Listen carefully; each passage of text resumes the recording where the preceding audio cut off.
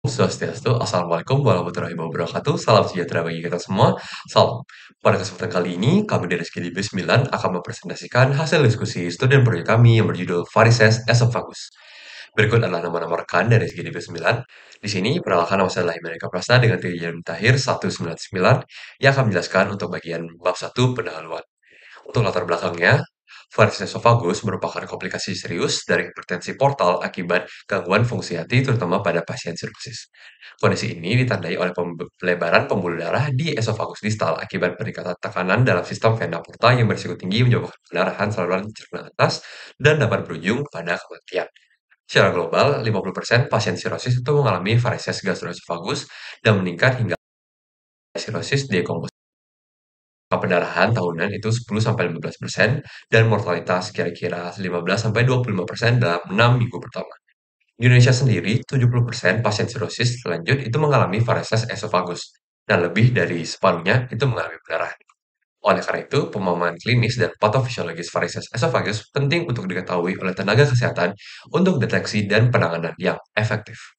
Rumusan masalah dari studi dan proyek kami, yang pertama adalah apa pengertian dan etiologi dari varises esophagus, yang kedua adalah bagaimana patofisiologi serta gejala dan komplikasi yang ditemukan oleh varises esophagus, yang ketiga adalah bagaimana metode diagnosis yang digunakan dalam menegakkan varises esophagus, dan yang terakhir adalah bagaimana strategi tata laksana yang efektif dalam menangani dan mencegah pendarahan varises esophagus. Kemudian di sini saya akan menjelaskan dari tujuan penulisan dari studi dan proyek kami. Yang pertama adalah untuk menjelaskan definisi faktor penyebab varises esophagus termasuk peran sirosis hati, trombosis vena porta, dan skistosomiasis. Kemudian di sini kita akan menguraikan mekanisme patofisiologi serta manifestasi klinis varises esophagus. Kemudian kita akan mendeskripsikan prosedur diagnosis utama dan penunjang dalam mendeteksi varises esophagus. Dan yang terakhir adalah untuk mengkaji pendekatan tata laksana pendarahan akut dan strategi profilaksis untuk varises esophagus. Terakhir, untuk manfaat penulisannya, yang pertama untuk bagi sivitas akademika, kajian ini diharapkan menjadi referensi ilmiah dalam pengembangan ilmu gastroenterologi, khususnya varises esophagus. Kemudian bagi masyarakat, kajian ini diharapkan untuk membantu meningkatkan pemahaman tentang penyebab, diagnosis, komplikasi, serta pencegahan dan penanganan varises esophagus, sehingga mendorong kesadaran dan tindakan preventif. Kemudian bagi pemerintah, kajian ini dijadikan acuan dalam merumuskan kebijakan kesehatan untuk meningkatkan pelayanan dan penanganan penyakit hati kronis di Indonesia. Perkenalkan, nama saya Joylin Gonata dengan 3 digit NIM terakhir 018. Izin untuk menjelaskan mengenai definisi varises esophagus. Varises esophagus adalah kondisi pelebaran vena submukosa di bagian distal esophagus yang berfungsi sebagai jalur penghubung antara sirkulasi portal dan juga sistemik. Nah, kondisi ini umumnya terjadi akibat hipertensi portal yang paling sering disebabkan oleh sirosis hati. Hipertensi portal dapat terjadi akibat adanya hambatan aliran darah dalam sistem vena portal dan juga adanya peningkatan volume aliran darah portal. Peningkatan tekanan ini memicu pembentukan varises yang rapuh dan juga mudah pecah. Pecahnya varises esophagus adalah salah satu komplikasi paling berbahaya dari sirosis dan tingkat keparahan sirosis berkaitan erat dengan risiko pendarahan dari varises tersebut. Nah, sistem vena porta itu mengalirkan darah dalam jumlah besar, sekitar kurang lebih 1.500 ml per menit. Bila aliran ini terhambat, tekanan di sistem vena porta akan meningkat.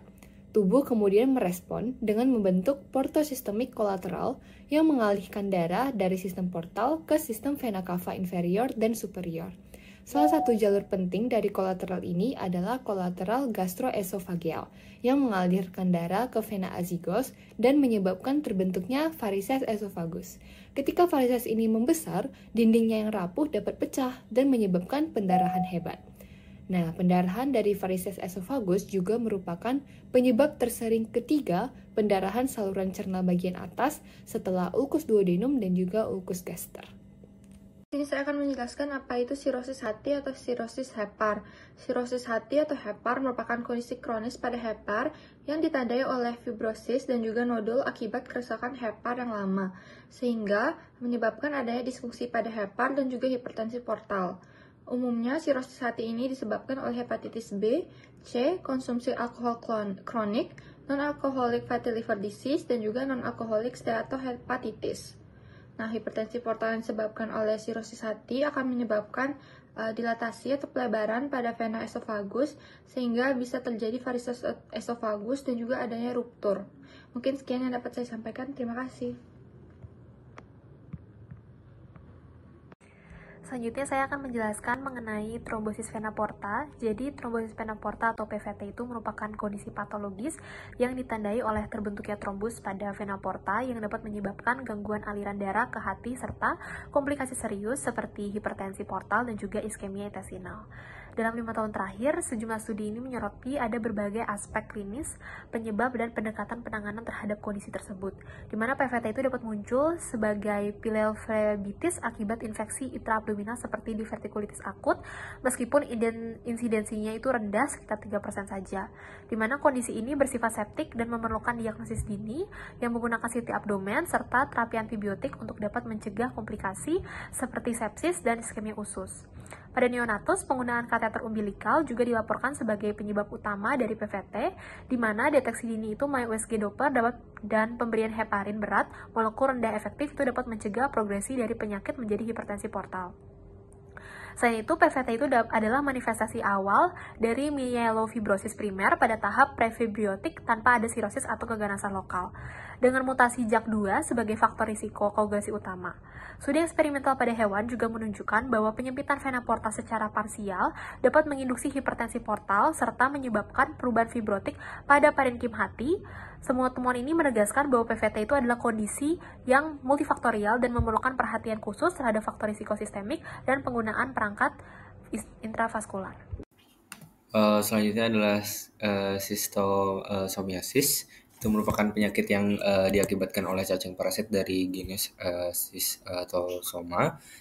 Transmisinya terjadi ketika seorang bersentuhan dengan air tawar yang terkontaminasi larva parasit yang dilepaskan oleh siput air sebagai inang perantaranya, yang menyebabkan fibrosis periportal pada hati dan memicu hipertensi portal sinusoidal tanpa disfungsi hepatosit. Selanjutnya hipertensi portal ini kemudian menimbulkan komplikasi serius berupa varises esophagus. Nah, telur sistosoma ini di hati menyebabkan reaksi granulomatosa yang memicu fibrosis periportal atau fibrosis Seymers. Akibatnya, tekanan vena portal meningkat, mendorong pembentukan kolateral portosistemik seperti varises esophagus dan lambung. Nah, mendeteksinya dengan varises esophagus pada pasien sistomiasis tanpa serosis dapat dilihat atau dinilai dari elastografi limpa atau SSM dan juga rasio jumlah trombosit terhadap diameter limpa, PSR, dan ukuran vena porta. Sekian. Perkenalkan, saya Bagas Dajakan Pramonobo dengan keringin 1978 yang akan membacakan tentang patofisiologis varises esophagus. Jadi varises esophagus terjadi akibat hipertensi portal, biasanya disebabkan oleh sirosis hati. Fibrosis dan regenerasi nodular pada hati menghambat aliran darah dari vena porta sehingga darah dialirkan ke jalur kolateral, termasuk vena esophagus di bagian bawah. Akibatnya, pembuluh darah di esophagus melebar dan membentuk varises. Tekanan tinggi dan dinding vena yang tipis membuat varises rentan pecah. Risiko pendarahan meningkat oleh gangguan pembekuan darah pada penderitaan sirosis dan bisa berujung pada kondisi serius seperti shock hipervolemik. Mungkin sekian yang dapat saya sampaikan. Terima kasih. Perkenalkan, nama saya Sang Ayurania Kalista Starina dengan 3 digit tim terakhir 070. Di sini saya izin untuk menjelaskan terkait dengan gejala dan komplikasi di mana varises esophagus biasanya tidak menimbulkan gejala kecuali jika terjadi pendarahan. Gejala dari varises esophagus yang berdarah itu meliputi muntah darah dalam jumlah yang banyak, kotoran berwarna hitam seperti tar atau berdarah, pusing karena kehilangan darah, dan kehilangan kesadaran pada kasus yang parah. Sedangkan untuk komplikasi yang terjadi pada varises esophagus yaitu aspirasi, kegagalan multi-organ, kemudian ensofalopati, kemudian perforasi esophagus, dan juga kematian. Sekian, terima kasih. Baik, terima kasih atas waktunya. Sebelumnya, perkenalkan saya Johananda Tarigan dengan 3 digit NIM terakhir 096. Di sini saya akan melanjutkan pada topik selanjutnya yaitu epidemiologi pada varises esophagus. Jadi, data epidemiologi untuk varises esophagus itu masih jarang ditemukan, di mana varises esophagus biasanya berkaitan dengan sirosis hati. Sirosis hati ini sering disertai dengan adanya hipertensi portal, dan salah satu komplikasi dari hipertensi portal adalah varises esophagus. Saat pasien terdiagnosis sirosis hati, terdapat kemungkinan yaitu 30% pasien tersebut dapat menderita varises esofagus dan bertambah sampai kemungkinan 90% selang 10 tahun. Untuk pendarahan, pada tahun pertama, untuk varises kecil itu mempunyai kemungkinan 5% dan untuk varises besar itu mempunyai kemungkinan 15% untuk pendarahan. Mungkin sekian dari saya, bisa dilanjutkan. Terima kasih. Baik, terima kasih atas waktunya. Perkenalkan, nama saya Putu Abiyo Suputra dengan 3 digit terakhir 044. Pada kesempatan kali ini saya akan melakukan presentasi atau menjelaskan mengenai pemeriksaan utama pada varises esofagus. Tes diagnosis utama untuk varises esofagus yaitu endoskopi gastrointestinal bagian atas atau EGD, yang juga merupakan standar emas. Pedoman ini termasuk Baveno ke-7 yang menyarankan penggunaan model tes ini untuk mengevaluasi ukuran varises, ciri-ciri resiko pendarahan seperti tanda plus merah, dan stratifikasi pasien. Pada pasien yang tidak dapat melakukan EGD, pencitraan lain seperti CT scan dengan kontras atau endoskopi kapsul dapat dicoba, tetapi dengan akurasi yang lebih rendah. Sesuai dengan penelitian yang diterbitkan oleh Clinical Gastroenterology dan Hepatology, endoskopi kapsul 78% sensitif untuk mendeteksi varises esofagus. Secara keseluruhan, EGD tetap merupakan pemeriksaan awal untuk diagnosis dan stratifikasi risiko varises esofagus, dan metode non-invasif seperti FibroScan yang dapat digunakan sebagai tes screening pada tahap awal. Ada peran terbatas untuk pencitraan lain seperti CT scan atau endoskopi kapsul yang belum direkomendasikan sebagai pengganti EGD dalam pedoman terbaru. Sekian dari saya, akan lanjutkan oleh rekan saya. Terima kasih. Perkenalkan, nama saya Febrian dengan 3 digit terakhir 223. Di sini izin untuk membacakan pemeriksaan penunjang.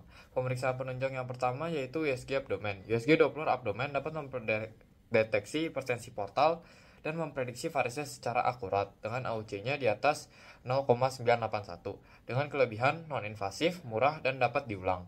Namun, akurasinya tergantung operator dan kondisi pasien, serta kadang dinilai kurang efektif untuk melihat varises kecil atau menilai derajat varises dibandingkan dengan endoskopi. Yang kedua yaitu FibroScan. Elastografi seperti FibroScan mengukur kekakuan hati atau LSM untuk menilai fibrosis dan risiko varises. Nilai LSM di bawah 20 kPa dan trombosit di atas 150.000 mm3 menunjukkan risiko rendah varises berat. Hal ini didasarkan pada Baveno 6. Meski cepat, non-invasif dan cocok untuk screening awal, akurasinya dinilai hanya moderate dengan AUC-nya sekitar 0,7, di mana ini lebih andal pada sirosis viral dan kurang efektif bila ada obesitas, asites, atau pada sirosis non-viral, dan dinilai tidak dapat menggantikan endoskopi. Pemeriksaan penunjang yang ketiga yaitu CT scan.